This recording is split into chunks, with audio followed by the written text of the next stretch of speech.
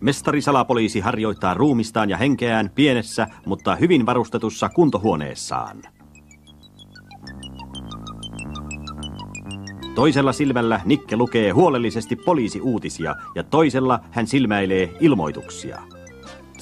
Oikealla korvalla hän kuuntelee kamarimusiikkia radiosta, mutta vasemman korvan hän pitää vapaana odottamattomien äänien varalta.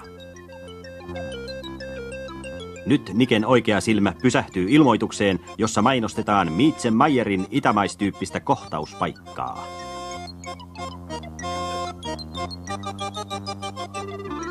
Kuka on Mietze Mayer? Knattertonilla on päässään koko väestörekisterin tiedosto ja kohta onkin Mietze Mayerin kuva hänen silmiensä edessä. Mietze on saksalais-kiinalainen puoliverinen. Hänen äitinsä on vaariemäntä, jolla oli nuoruutensa kukkeudessa romanssi kiinalaisen laivakokin Xing Pengin kanssa.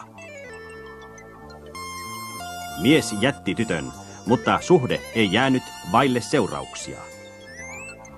Niinpä mies meni naimisiin neiti Virginia Schulzen kanssa, jonka tunnemme paremmin Virginia Penginä pahamaineisen alibibaarin entisenä emäntänä.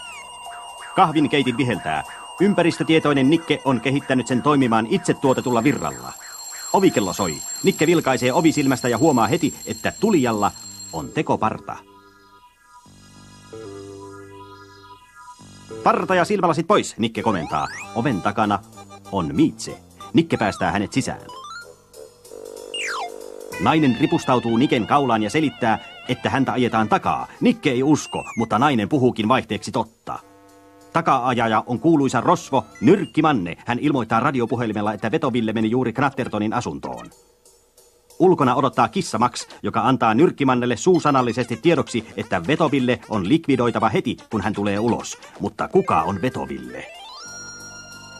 Vetoville on pimeä vedonvälittäjä, jonka toimisto sijaitsee Takinvuorissa. Hattuun on sijoitettu lyhyt aaltolähetin, jonka avulla hän on yhteydessä apureihinsa kilparadoilla. Mietze oli pukeutunut Vetovillen vaatteisiin päästäkseen tuntemattomana Niken luo. Mutta miten hän pääsee sieltä pois? Onko tuo tosiaan Mietze? Teille voimme paljastaa, että Knattertonhan siinä askeltaa. Hän aikoo houkutella Mietzen vainoojat peräänsä.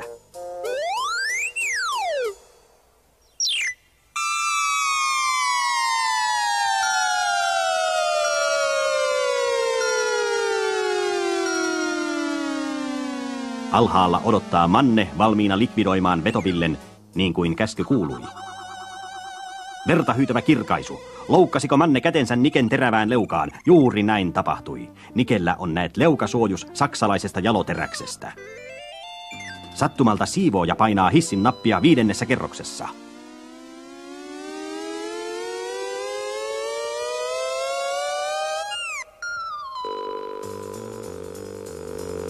Mitä Nikke näkeekään alhaalla kadulla? Nyrkkimannen nousemassa autoon. Nikke heittää. Ja osuu. Hissi on varattu. Nikke turvautuu silloin porraskäytävä liukurinsa.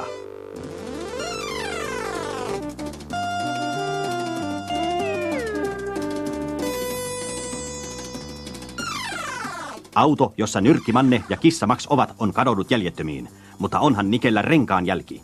Roistot eivät arvaa, että Nikke on jo heidän kannoillaan.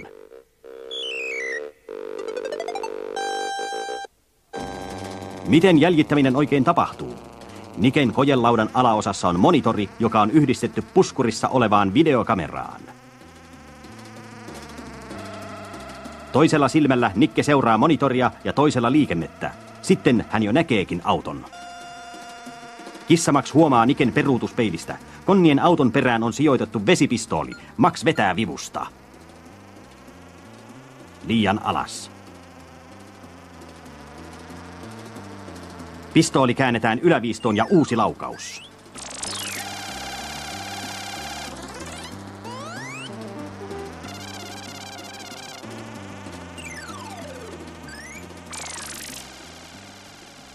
Ensimmäinen, minkä Nikke näkee, on autopesula.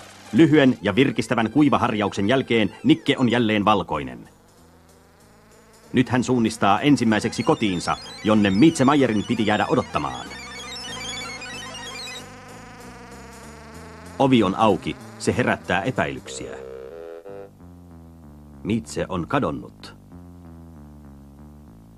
Mutta hän on jättänyt viestin. Mietze tietää, että Nikke hallitsee kaikki maailman kielet. Nikke lukee viestin. En voinut jäädä odottamaan teitä siihen asti, kunnes muutun mustaksi kuin 50 markan seteli. Mitä tämä tarkoittaa? Musta kuin 50 markan seteli, mutta niin siinä vain lukee. Nikke vetää povitaskustaan 50 markan setelin, sen toinen puoli on musta. Nikke soittaa pankkiin ja kysyy, mistä alkaen 50 ovat olleet toiselta puolen mustia.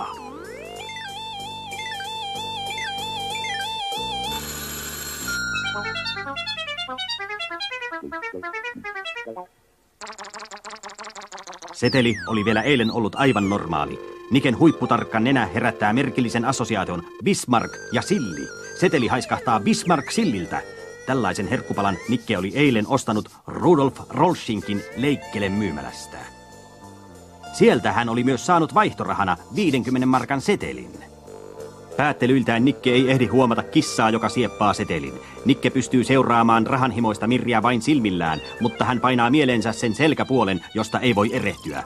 Nyt nopeasti Rolschinkin luo, josta Nikke oli setelin saanut.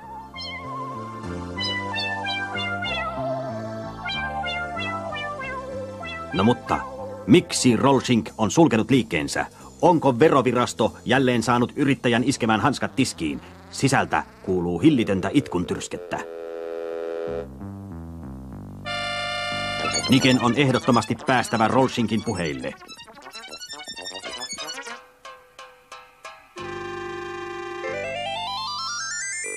Mitäpä Rolschink kertookaan. Laskiessaan iltapäivän kassaa hän oli löytänyt 4 50, jotka olivat puoliksi mustia. Eikä siinä vielä kaikki. Myös voittorahat, jotka Rolschink oli saanut pimeältä vedonlyönnin välittäjältä, olivat muuttuneet mustiksi. Hetkinen, Knatterton sanoo. Harva tietää, että hän on myös mestarillinen piirtäjä. Oliko hän tämän näköinen? Nikke päättelee, jälki johtaa Vetovilleen, joka hoitaa hämärien liiketoimiensa varjolla vieläkin hämärämpiä afääreitä. Todellisuudessa hän on tämän näköinen. Hän on ollut kadoksissa eilisestä lähtien. Kissamax, Nyrkkimanne ja muutamat muut alamaailman tyypit etsivät Villeä kuumeisesti. Harvinaisen sattuman kautta Niken käsiin joutui Vetovillen koko vaatevarasto. Nikke uskoo tietävänsä, mistä Vetoville saattaisi löytyä. Jostain Mitzenbaarin lähistöltä.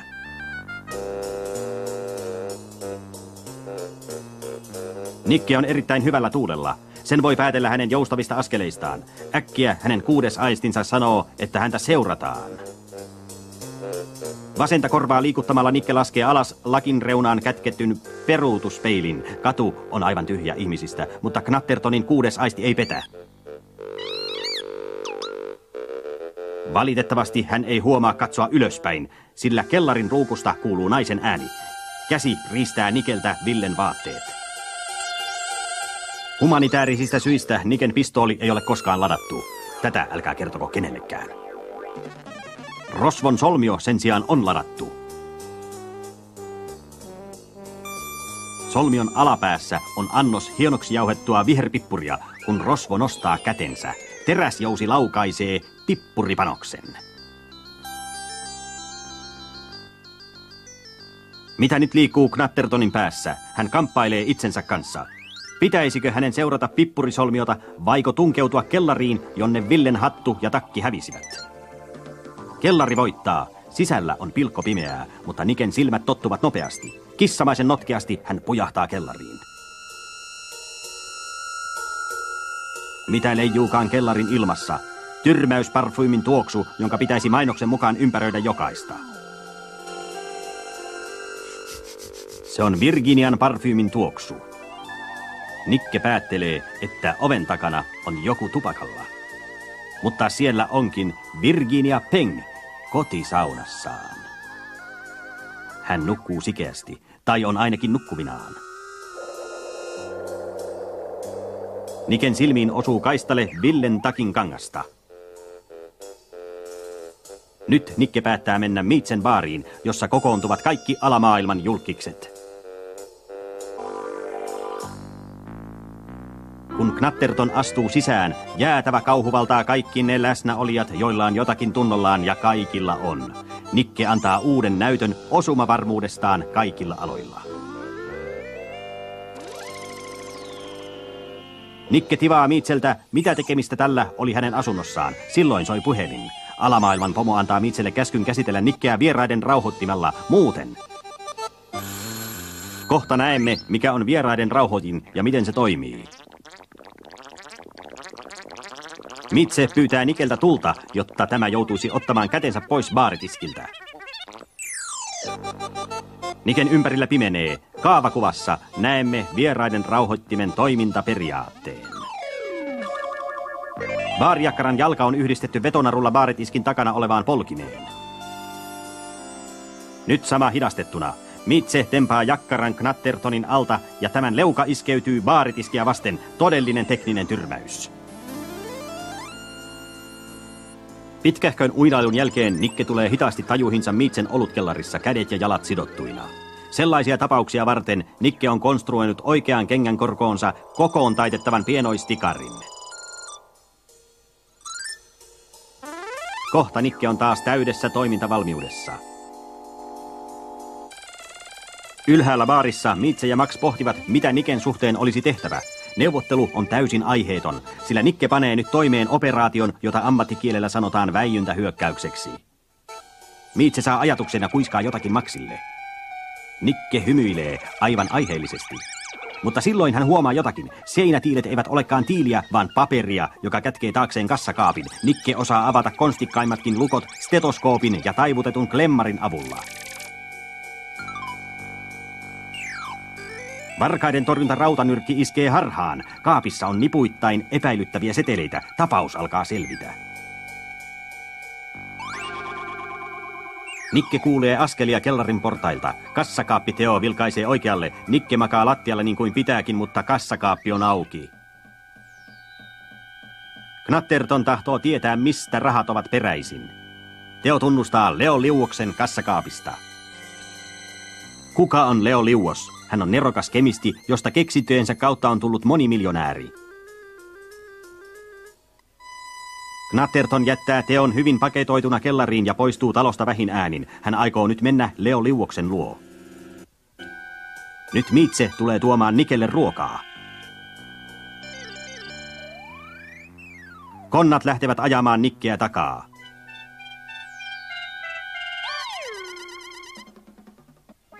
Mikäs tuolta tulee? Gangsteriauto, jossa on sieppauslaite. Niken ympärillä pimenee jälleen. Kun hän tulee tajuihinsa, hän on Mitchen olohuoneessa tiukasti sidottuna. Hän tekee tuskallisen päätöksen. Hän soittaa poliisin päivystykseen.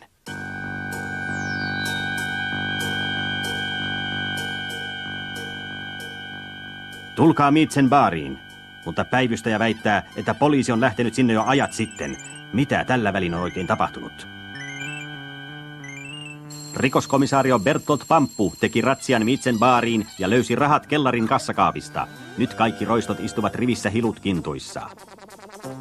Kassakaappi Teo, joka varasti rahat. Vetoville, joka kätki ne, ja Nyrkkimanne, joka oli hanslankarina, sekä Kissa Max ja Virginia Peng, joka teki niin kuin Max oli käskenyt.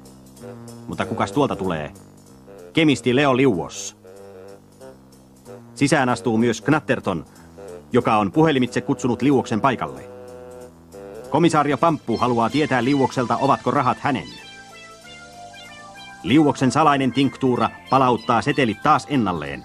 Umpikierro Liuos oli käsitellyt kemiallisesti kassakaapissaan olevat rahat tehdäkseen kiusaa mahdollisille murtomiehille. Liuos osoittautuu kuitenkin todelliseksi ihmisystäväksi. Taas on mystillinen rikostapaus selvitetty. Sen kunniaksi.